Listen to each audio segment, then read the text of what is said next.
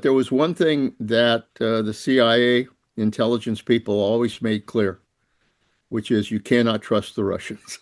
Russia's continued war against Ukraine is just one of the latest big global moves from Moscow. So what do these moves mean, and what could be next?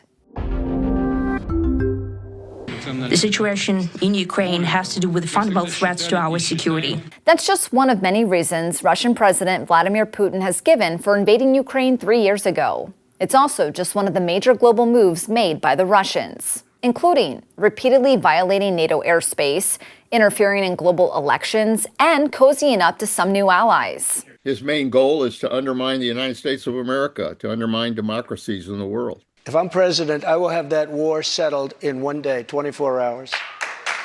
That promise has not materialized, and while President Trump has often touted his friendliness with Putin, Putin has angered the U.S. president at times. We get a lot of thrown at us by Putin, for you want to know the truth.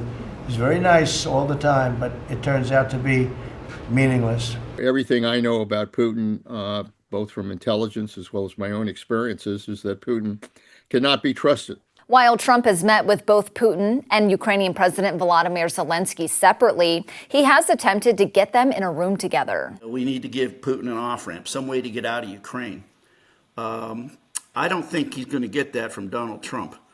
I mean, Trump wants him to come to the table and make some sort of concessions. And, of course, the big problem there is you got to have Zelensky make concessions, too. Tonight, scattered over hundreds of miles across Poland, the remains of Russian drones shot down by NATO forces. Poland, along with Germany, Romania, Denmark, and other NATO countries, have seen Russian drones fly into their airspace. I do not believe it's an accident whatsoever, that these are intentional incursions. Putin is going to use these different chess moves in order to test whether or not there really is a willingness on the part of NATO, on the part of the United States, to stand up to him. NATO has pushed back with things like Operation Sentry to boost NATO's posture along the eastern flank, and as you saw, have shot down some Russian aircraft. The United States and NATO countries have to stand up and draw a line on Vladimir Putin. This is not a time to back off. This is not a time to pretend he's not the threat that he is. All of this has clearly gotten the attention of other NATO members in the region, like Finland, who shares an 800-mile land border with Russia. We can see from, for example, from Pokrovsk at the moment in the East Ukraine, what is the result if the fighting starts and the war starts, and there is nothing left. And that's the fate of the Finland. If that kind of, war starts and we are the first country on the NATO front. When it comes to election interference, Russia has targeted at least all of these countries recently, including the last 3 U.S. elections. Historically, Russia does interfere in the politics of its neighbors. That's become a familiar sight as well. Putin spending time with Chinese President Xi Jinping. The two attended each other's military parades, while China has given some aid to Russia in their war against Ukraine, and Russia has helped China with a potential invasion of Taiwan. This war is actually very good for China. They're making money off it. But how deep does this alliance go? They don't do alliances very well. Autocrats are autocrats. They don't like to share. They don't like to build friendships. They don't like to rely on others, except, if it benefits them in some way. I don't see the Chinese wanting to get involved in any kind of a conflict, but I do see them supporting the Russians against the West, because that plays into what they're trying to do. So what is Putin's goal with all this? His principal goal is to advance Russia and try to restore the old Soviet Union. I think Putin is trying to make themselves relevant again. I talked to some people in St. Petersburg, and I asked them about that, and they love the guy, of course, because he's from there.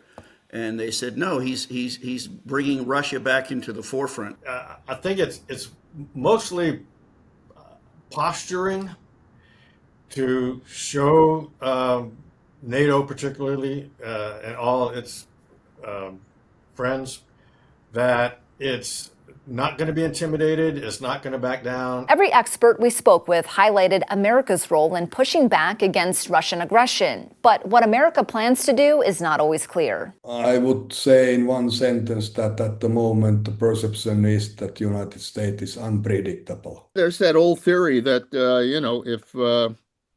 if you pretend to be crazy and people don't quite know what you're going to do, that becomes leverage. Because you can basically use that to get people to do what you want them to do for fear that you may do something crazy.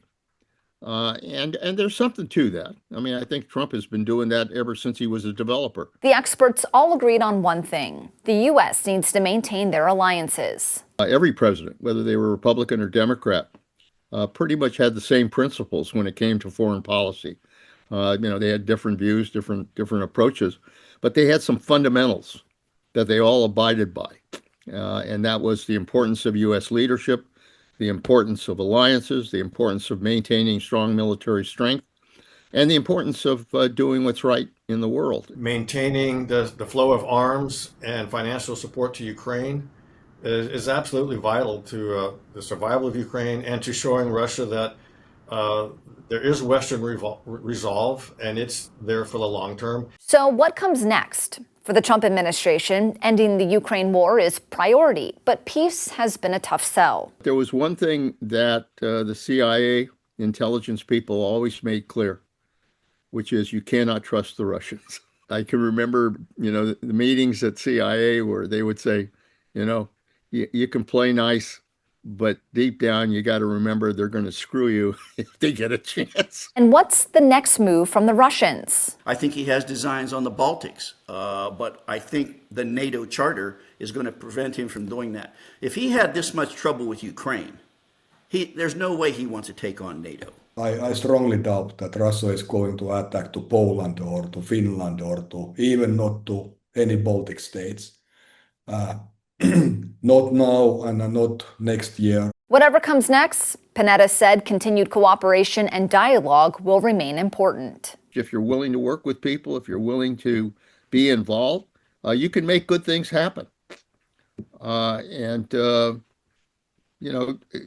Otherwise, you're basically rolling dice. And rolling dice in foreign affairs is not a smart thing to do. For Straight Arrow News, I'm Lauren Keenan. If you want more on this story, download the Straight Arrow News app or visit san.com.